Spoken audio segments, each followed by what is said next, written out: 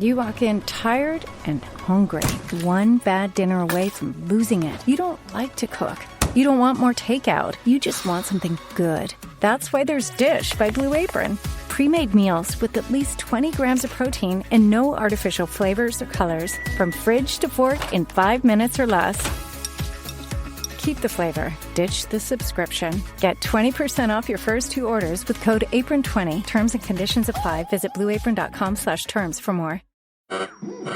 We interrupt this program to bring you an important Wayfair message. Wayfair's got style tips for every home. This is Styles Mackenzie helping you make those rooms sing. Today's style tip. When it comes to making a statement, treat bold patterns like neutrals. Go wild, like an untamed animal print area rug under a rustic farmhouse table from Wayfair.com. Arr, fierce. This has been your Wayfair style tip to keep those interiors superior. Wayfair, every style, every home. We are absolutely delighted to be once again brought to you by The Athletic.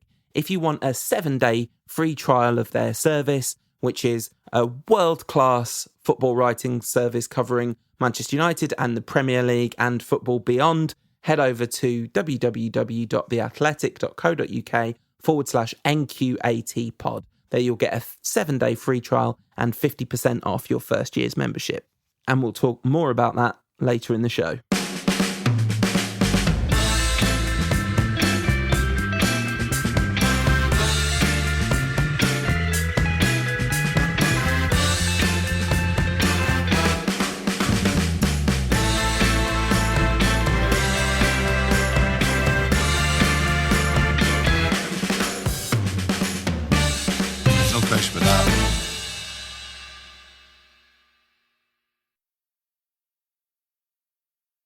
Hi everyone, I'm on my own today. This is a special episode where I spoke with Carl Anka from The Athletic, and in the first half, Carl's Southampton correspondent for The Athletic and also the host of Talk of the Devils, their United podcast, and he's a United fan, so I thought it would be fun to talk to Carl. The first half of the show, we talk a lot about United and what's going on at the moment, and the second half of the show, I sort of asked him about what it's been like to cover Southampton this season. So I hope you all enjoy it. And we'll be back next week after the Chelsea game with a regular show. And it turns out when Ed's not here, I kind of miss him. Wherever you are, Ed, I hope you're well.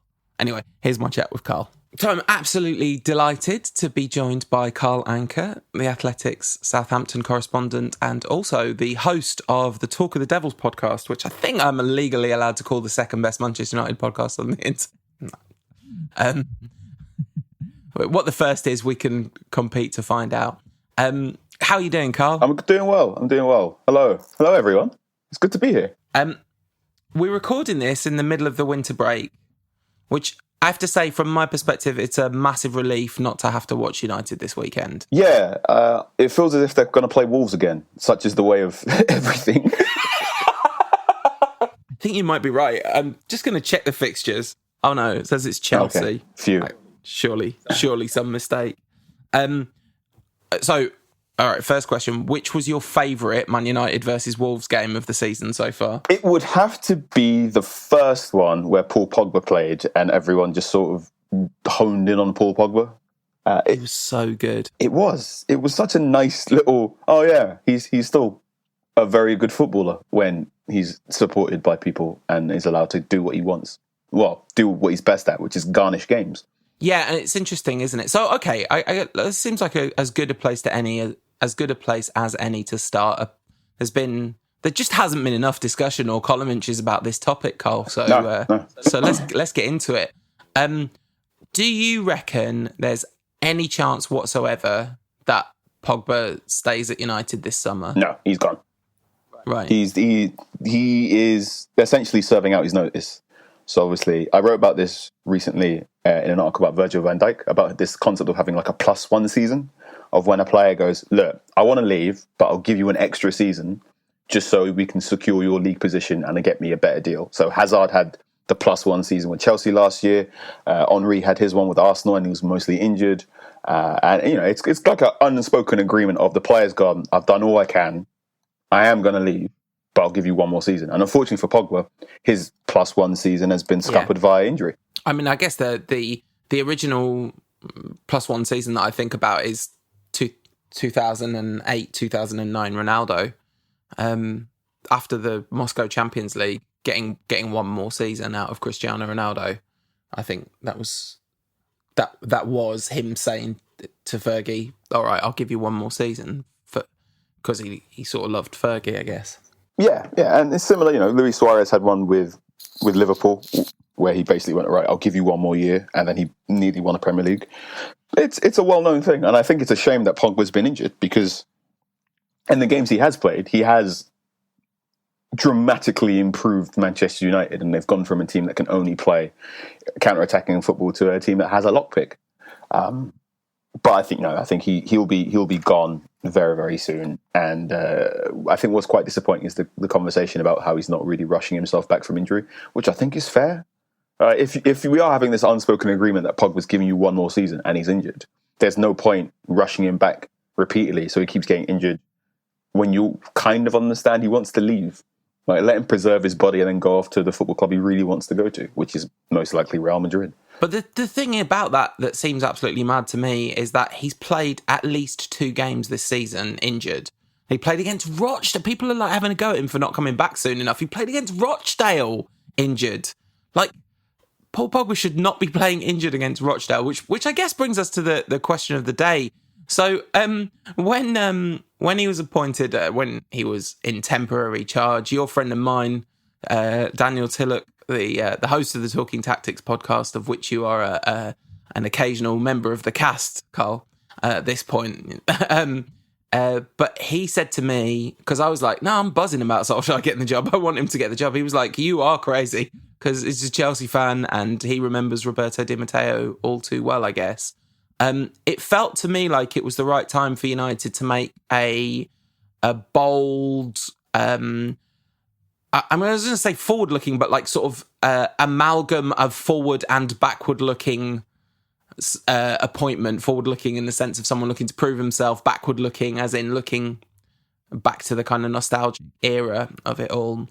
But you were pretty sober about the appointment in the first place. Oh yeah, I was very much do not under any circumstance hire this man full time. And I said, the best thing you can do is stick to your plan. If you had the plan of you give Solskjaer time to de-weed and declutter, and then you bring in someone permanent, and then you move from there.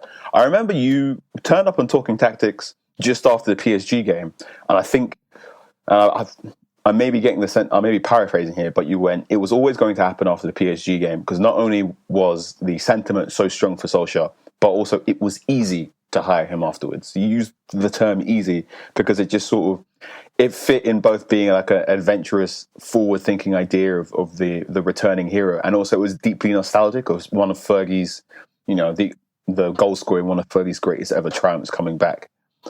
And even then, I wrote an article for The Athletic at the time when it was Athletic Soccer about how I did a pros and cons of Solskjaer coming in, and I said, even if it's bad, the fact they gave him a 3-year contract indicates the fact that Manchester United club officials said it's not Solskjaer's job to turn United into title challengers. It's his job to basically move all the deadwood, de-weed and declutter, and make sure when the next person takes in charge, they have a blank slate. Which I think, in theory, if you squint and take enough steps backwards, Solskjaer is kind of doing that. There's the beginnings of and I'm being very optimistic here, way more optimistic than I should be. There's the beginnings and seeds and base of a somewhat interesting Manchester United side there. If you are the type of person that enjoys playing Football Manager or playing FIFA, there is enough about that United squad where you're like, okay, cool, I can turn this into a title-winning side in 2 seasons pretty quickly. The thing is, that's Football Manager and FIFA. And also, you, listener, have a little bit more footballing sense than Ole Gunnar Solskjaer, it seems. Wow. So upsetting. He's a remarkable manager. I've never seen a manager of a top 6 side, quote, air quotes, top 6 side, be so rattled by outside sources. So the fact that he responded to comments from Ian Wright about Marcus Rashford's injury, and comments from Robin van Persie about being happy after losses in back-to-back weeks, I'm going, oh mate, you are bad idea. That really surprised me. Yeah, the Tranmere keeper might be the best of the bunch as well. Like Yeah. that's pretty reactive, isn't it? At that point. And I suppose that shows so much about the way Manchester United play football. They've got a manager who is so reactive and so easily brought down by outside comments. And they've got a football team that is so reactive and can only play one way, which is give us a counter-attacking space and we're going to run. So, we can all agree, I think, that United are a shambles. There is definitely a school of thought which says Solskjaer is in the midst of a massive rebuilding job and he's doing enough of the right things to justify his position. There's enough of us who will steadfastly refuse to call for Ole Gunnar Solskjaer's head because of our age. So it's literally impossible. I'm sorry. I've apologised to the young people that listened to this before.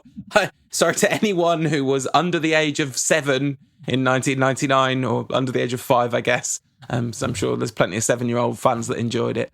But yeah, it's a problem. But the idea that he's kind of, I really have to say, I don't buy the idea that there's a master plan because we just have to look at who's in charge of the master plan at the higher levels of the club, and we know that that's a shambles, don't we? I say this every time I'm on Totally Football Show or any time I'm on Talking Tactics. Just where is Manchester United's director of football? Not because I believe the director of football is a magic silver bullet that will fix everything at Manchester United, but simply when Mourinho was removed in the Christmas of 2018, it was said they were going to get a temporary manager, then get a long-term manager, and then hire in a director of football. And that was the plan. And they failed on that wholesale. They got a temporary manager in Solskjaer, they made him the permanent manager, and they didn't get a director of football.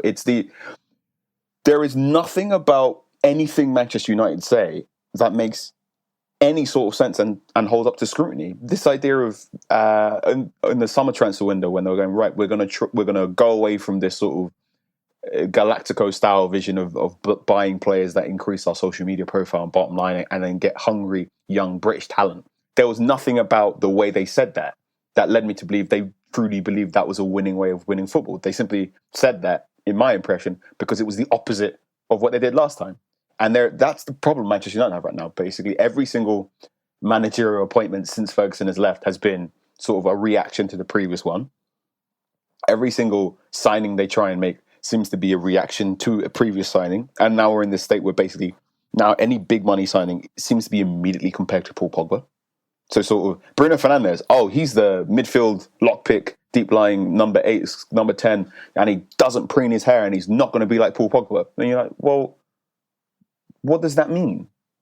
There is just total reaction rather than long-term planning. And I think it's damning on the Premier League that a team like Manchester United can be failing so badly and still somehow be in the top half of the table. It's the only thing Manchester United have right now is just the insulating power of wealth. Well, I mean, I think we're 4 places above Arsenal in the table at the moment. Which is remarkable. Yeah, absolutely remarkable. I think last week was the first time Spurs have been ahead of us all season. This week, after the last game week. It's been crazy, and there's been just enough.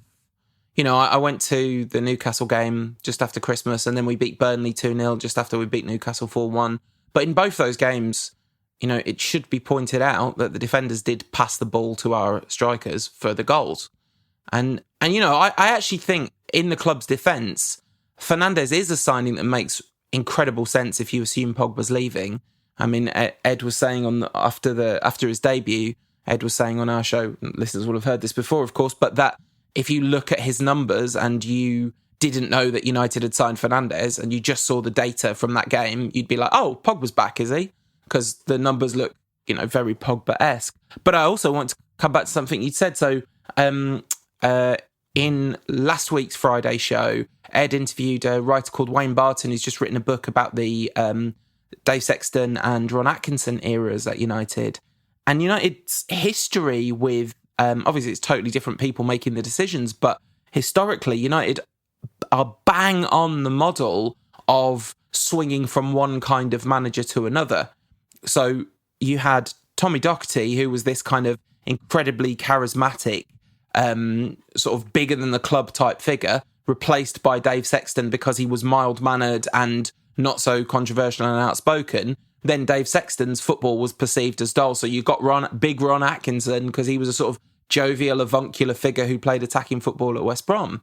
And then Fergie, who was, I don't know if listeners will be aware of this, not a jovial, avuncular figure in the late 1980s. So yeah, it's the kind of wild swings back and forth are not new. It's remarkable how quickly Manchester United reverted to their pre-Ferguson self. Yeah. And I say remarkable, and perhaps this is incredibly naive of me.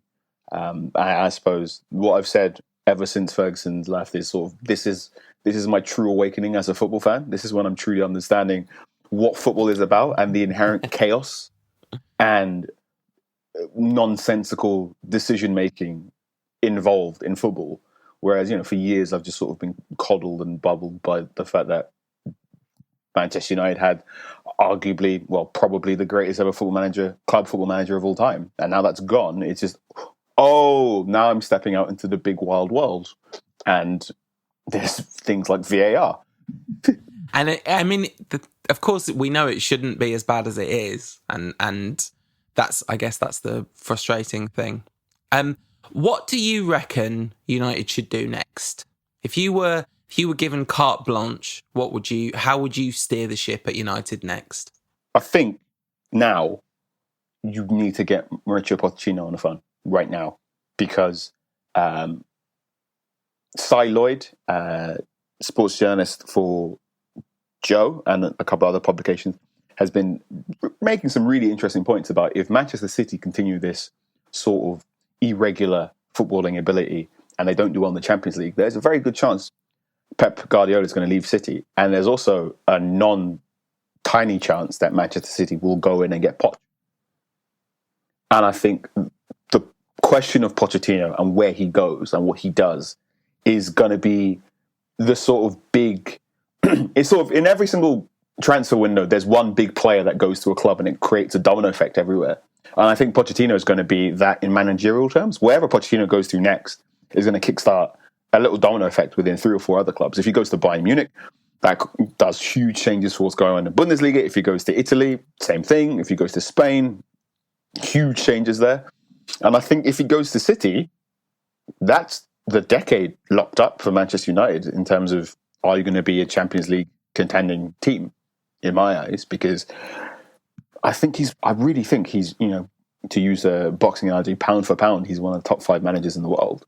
And I think if you want to persist with Solskjaer for the end of the season, there's just about enough to say, you know what, fine, we'll write this season off. We'll let Pogba go. We'll give Solskjaer to the end of the season. We'll continue in the way we want to do. But also, you need to, right now, have some serious conversations about who's going to be the next manager next season, who's going to be your director of football next season, and stuff like who's going to be your captain. Because this sort of Harry Maguire is the captain because Ashley Young left is a weird one, isn't it? There need to be some very serious conversations about what happens next in Manchester United for the next 2 to 3 years. And I think the first question is, who's the manager going to be? And I think there is no footballing reason to continue with Ole Gunnar Solskjaer when there's, one of the top 5 managers out there in just available to hire. So, serious question. Where would you rank Ole in the best managers in the Premier League at the moment? I'm guessing you've seen every Premier League team live this season. Must be close to that, right? Yeah, I've seen every Premier League team at least once now. Yeah. And I would say Ole Gunnar Solskjaer is bottom half. Yeah. I'd say of the managers still currently in employment, he is one of the worst.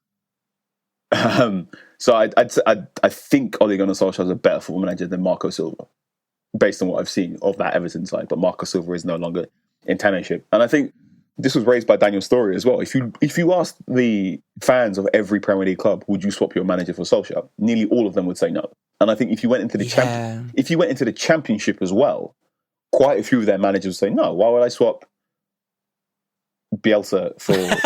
Well, okay, listen, that is a very elite Championship suggestion, but I think the real problem is... But there are at least 4, maybe 5 clubs in the Championship where their fan base were like, no, I wouldn't want to take Solskjaer either. And that's utterly damning. You know what? I think you'd have to go a long way down the pyramid to find a club who'd be like, yeah, I'd take Solskjaer today. I really do. And that's, that's me, a lifelong, adult lifelong Ole Gunnar Solskjaer super fan talking. I wanted him in the Moyes days. I was like, I think we should hire Ole Gunnar Solskjaer. His team play really nice football and he seems good. But neither of those things are happening now. Okay, so we're going to take a very quick break and then we'll come back and I'm going to ask you a load of questions about what it's like covering a team week in, week out this season. If you want more from us, the people what brought you this here podcast, you can follow us on various social media platforms. Ed is on Twitter at NQATpod. You can find us on Facebook at No Question About That Podcast, formerly United Rant. Cheers, Facebook. Or my personal platform of choice, you can follow us on Instagram at NQATpod. Hi, everyone. I hope you're enjoying the chat that I'm having with Carl. Carl, of course, works for The Athletic, and they are the sponsors of this episode of the show. The Athletic is a subscription journalism service bringing together a team of world-class writers to cover the Premier League and beyond, football beyond that. And, of course, if you're into American sports, incredible coverage of American sports too. United, in particular, are covered. There's articles by Andy Mitten, but they're covered day-to-day by Laurie Whitwell, and then heavy hitters of the football writing world, people like Daniel Taylor and Oliver Kay, George Colkin this week did an interview with David Ginola that I found particularly fascinating. There was a great article that Laurie wrote with Greg Evans about VIP training, gold leaf steak and 25k champagne about the winter break in Dubai and the sort of extraordinary excesses of footballers on tour.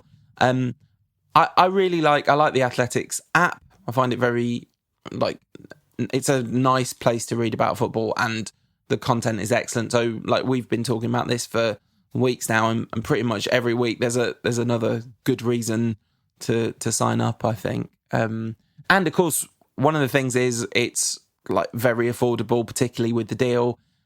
8 pence a day. I'm on my own. I could really go to town singing the 8 pence a day song at this point.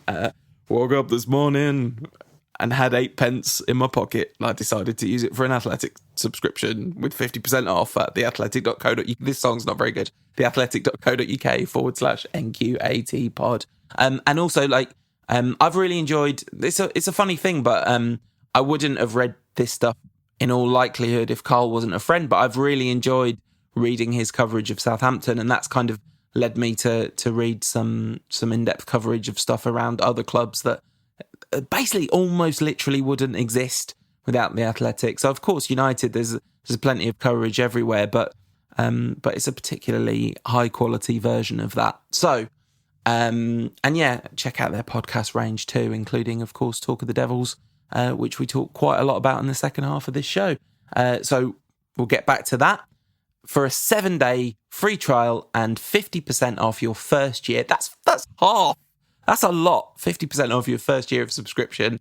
Head to theathletic.co.uk/NQAT pod.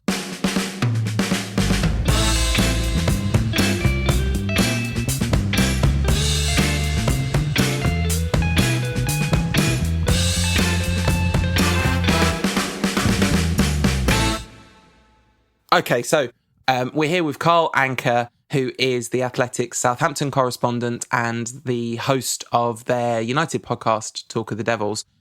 We talked a lot about United in the first half of the show, so with apologies to those of you out there who just want us to keep talking about United, I'm kind of fascinated by the story of your season so far, basically, Carl, because I think it's fair to say when the Athletic made their kind of big pitch and can have an embedded journalist in every club, lots of people with very different levels of kind of pre-existing relationship with those clubs.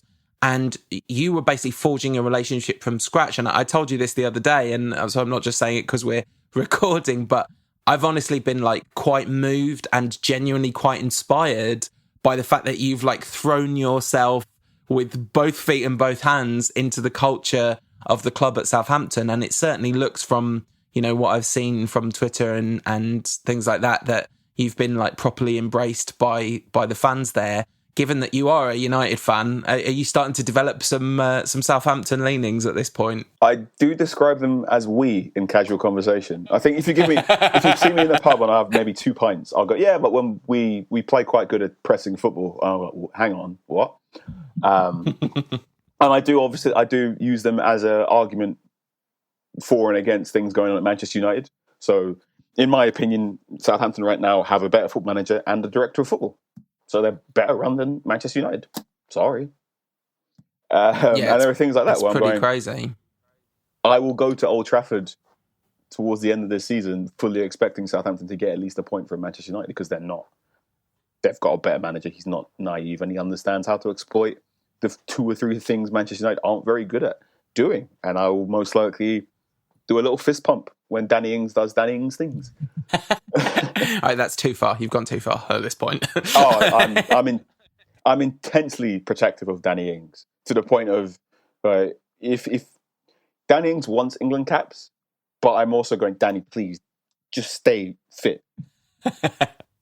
So what's it been like to kind of take on a new club from scratch? That must have been like a significant challenge when you were first presented with the idea. Yeah, it was sort of. There's that. It feels bad to quote Dick Cheney, but he did make a very good comment about known knowns and known unknowns. Sure. And I think when I first came to Southampton, I had a large batch of unknown unknowns and quite a smaller but also very large batch of known unknowns. So the first thing I did when I moved to Southampton was sort of I loaded up a copy of FIFA 19.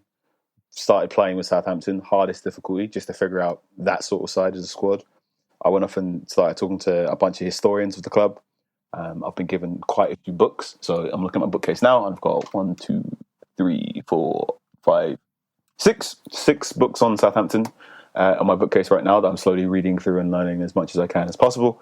I had like a master list of Southampton club legends I wanted to hunt down and find that I've slowly began to track down. So I've now met Matt Letizia, I've now met Franny Benali, I met James Beattie, and I'm trying to meet 2 or 3 more going forward. So that was the stuff.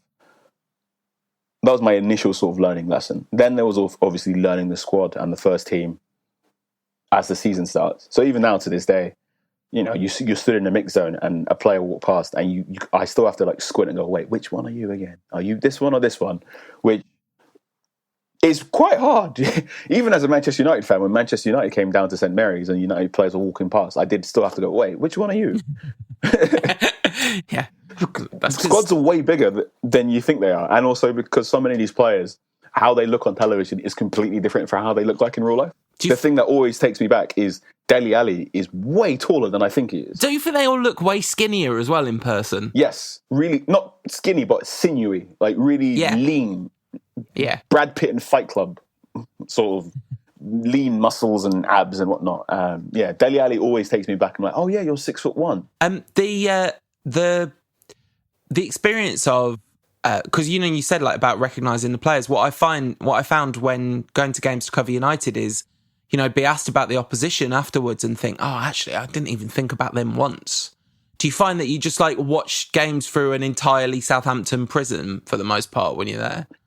So obviously one of the big things the Athletic do is they don't do on the whistle match reports or even on the day. So if Southampton nearly always play Saturday at 3:00, and my article on the game that happened on Saturday doesn't go live until Monday morning most days. So I try and we're told pick a subject that will last, make sure it's got a good half-life on it, and make sure you're genuinely trying to inform readers something new that will happen. And obviously, because I'm watching a non-top 6 side, it's that weird perspective of, oh wait, I'm probably the only one talking about this that in depth. So one example I always bring up was on Boxing Day, Southampton went to Stamford Bridge, beat Chelsea 2-0, and nearly every single national newspaper was basically, how on earth did Chelsea lose? And it took a while for me, my article about this is how Southampton did it, and this is what's going on. And I think the really interesting thing about Southampton is obviously at the start of the season, they were absolutely rotten, properly bad. And there was a point somewhere around about November where I was watching games on one tab, typing up stuff in the press box. And then also in one of my tabs on my laptop, I was looking at the championship table and just looking at what club, if Southampton got relegated, what club would I possibly end up having to cover next? And it's got a lot better now. And I think I still have this interesting thing where I watch a game of Southampton, especially against a top 6 side or top half side, and I'll go, this game is quite bad to watch.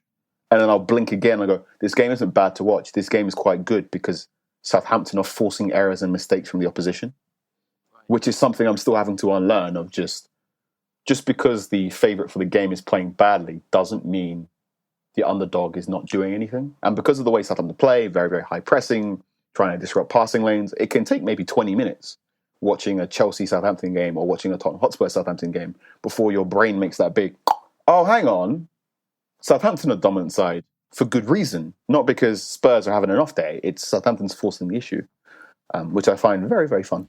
It's kind of interesting from a United perspective to hear, a conversation like Hasenhüttl is obviously someone that came with a brilliant reputation and clearly made some pretty positive changes pretty well and kept him up in difficult circumstances. And at the beginning of the season, it was looking a little bit like, oh, was that just a blip? Could you see some of the seeds of what was going to start to go right while it was still rotten? Or was it actually, this kind of looks like it's wildly out of control, and then something clicked? It's very much the latter. Okay. So, obviously, I watched Southampton 0, Leicester 9. And I heard rumours, Carl, on the internet that was not a turning point, someone said. No, that was really, really bad. And that is a public embarrassment in ways I can't quite fathom. And it was sort of, if you're an XG fan, Leicester scored 9 goals on an XG of about 5.5. It was just one of those freak, all your bad decisions come into roost in one game. But even then, the week afterwards, Southampton had to play Everton, and I still maintain that Everton game was the worst game of football I've had to watch all season. It was abhorrent. Also, Southampton were just as bad as they were in the Leicester game, but Everton were managed by just a terrible Marco Silva, and couldn't get those 24 shots on goal to translate to anything more than 2 goals. So that was really, really bad. And then, of course, the international break happened, so everyone got 2 weeks off. And then when Southampton re-emerged, they nearly beat Arsenal. It took a 96th minute Lacazette equaliser that Lacazette didn't even celebrate to keep Arsenal in it. And then, that was the Saturday. On the Thursday, Arsenal lost to Eintracht Frankfurt. And then on the Friday, Emery had been sacked.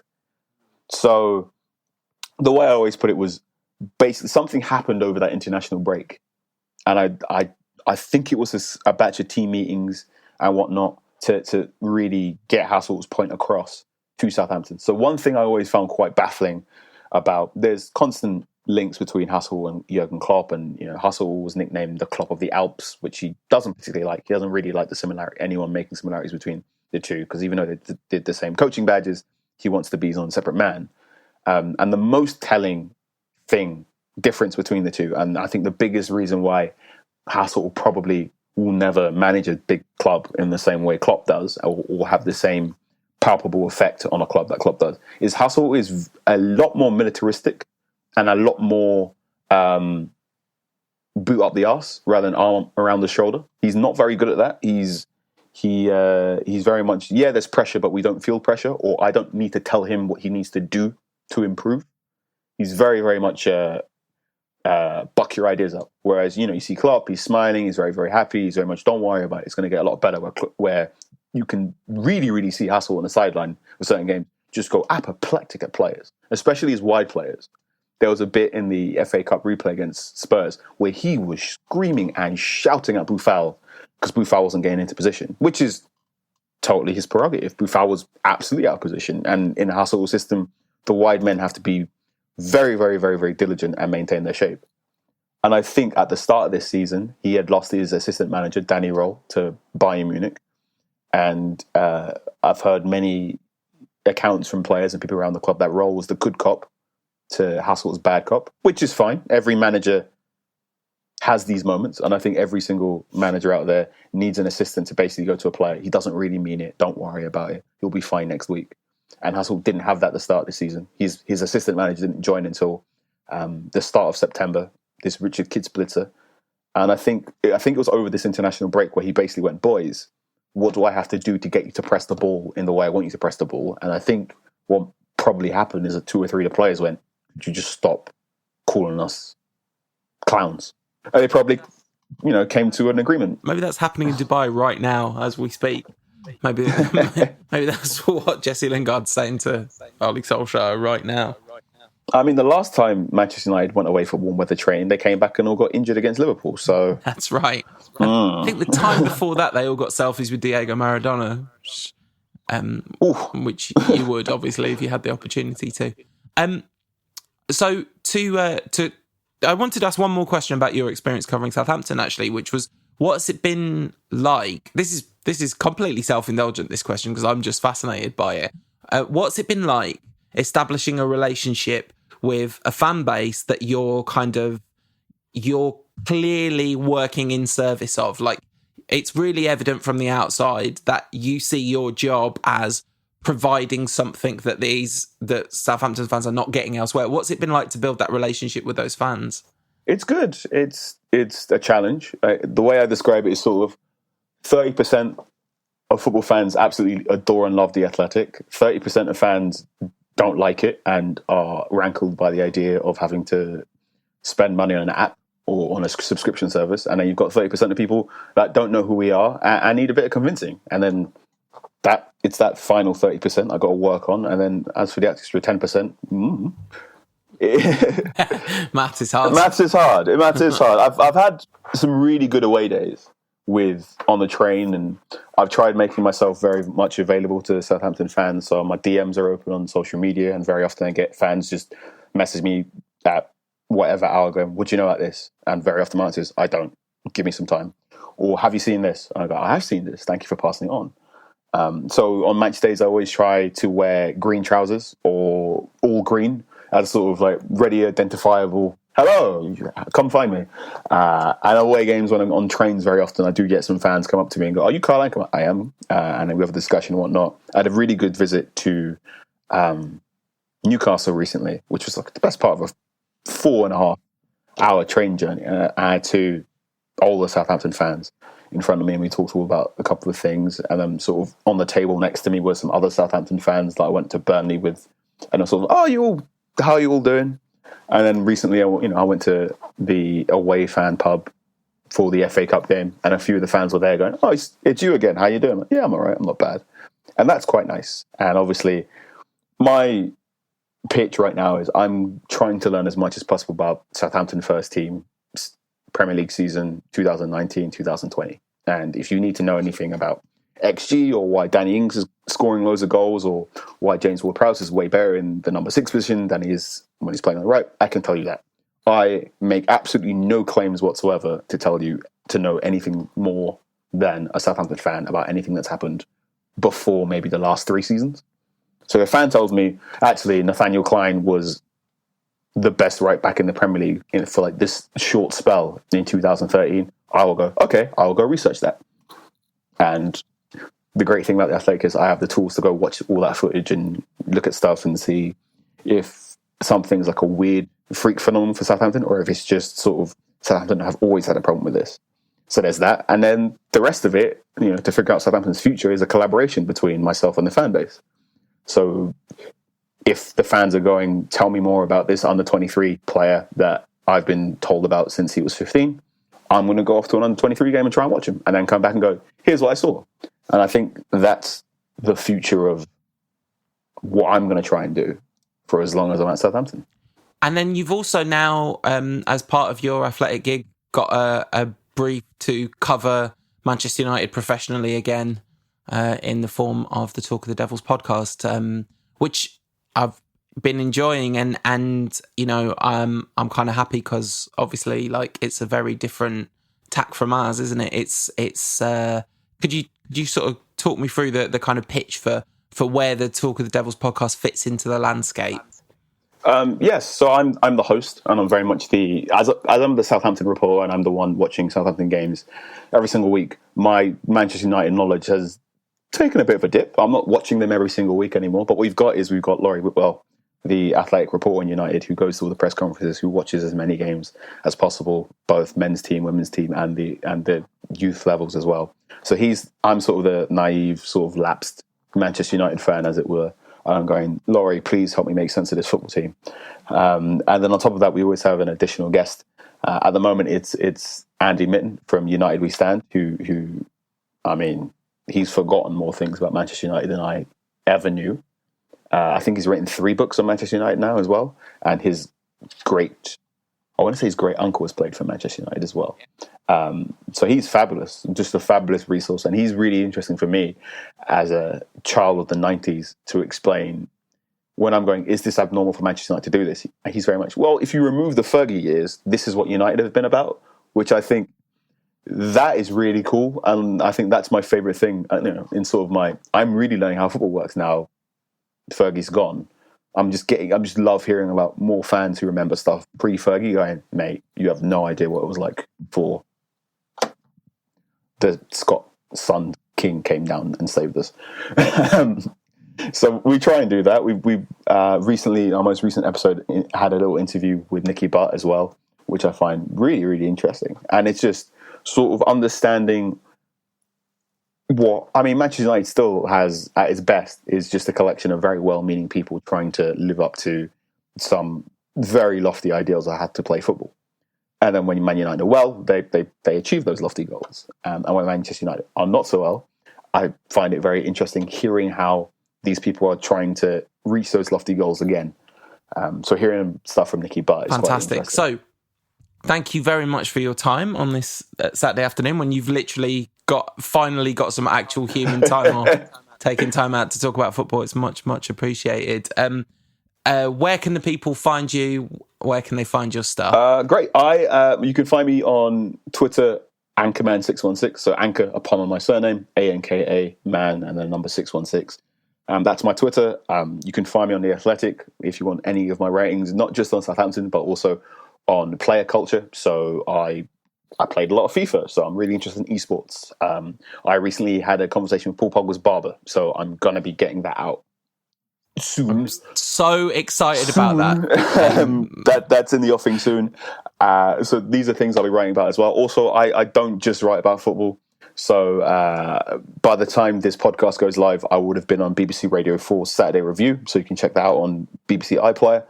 I do write about video games, so you can find me sometimes on Games Radar. You can find me sometimes on The Guardian and on NME, reviewing music as well. So I try and do a lot, and I drink way too much coffee. And my DM's always open, so if you have any questions about anything, really, come say hi. Brilliant. And if you want to read Carl's writing, hey, guess what? You can get a 7-day free trial. I don't know if you know this. I don't know if anyone's heard this before. You can get a 7-day free trial and 50% off your first year's subscription by going to theathletic.co.uk/NQATpod. Brill. Thanks for your time, Carl. And we'll have you back on the show when, what I would love is to have you back on the show if United ever get good again. Not that I'm saying we have to wait until United get good for that to happen. I'm just looking forward to seeing what it's like to know you as a fan of a club that's doing well, because I imagine it is funny. Oh, I'm going to be insufferable. I think I've been on Twitter since 2011. So there's one title. There's tweets from the Van Persie title winning season, but there's nothing else since. And I think I said this. I think after it must have been after one of the really embarrassing losses last season, near the end of last season. I think it was maybe Huddersfield, where I just simply went, none of you remember me when United were good, but you'll see. You'll all see how insufferable I'll be. Brilliant. I think there's a lot of us out there that feel similarly about that.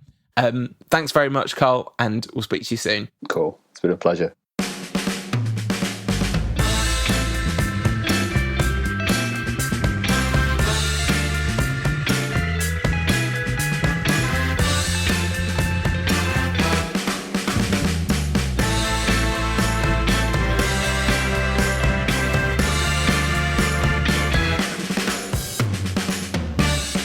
No question about that.